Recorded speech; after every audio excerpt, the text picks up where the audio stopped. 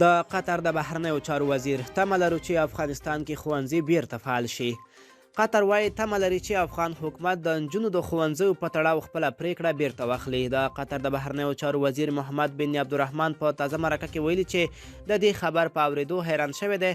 د په وینا په ځلونو یې نوي افغان حکومت هڅوله چې خپل سیاستونه بدل کړي.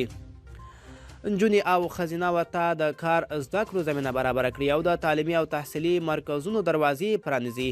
د په خبره نوي حکومت ته پکار ده چې د خپله پریکړه بیرته واخلي او له نړیوالې ټولنې سره پر کړو ژمنو عمل وکړي. د قطر بهرنیو چارو وزیر همداراز وایي دوی له نوي افغان حکومت سره ښې اړیکې لري او تمه لري چې افغان چارواکي وکړی شي یو ټول شموله حکومت جوړ کړي، په تګلارو کې بدلون راولي او د یو باثباته او پرمختللي افغانستان لپاره سترې هڅې وکړي. ملګرو دا وه زموږ چمتو شوې ویډیو. د لا خپلې ویډیوګانو لپاره موږ سره پاتې شئ. تر بلې ویډیو ښه وخت ولرئ.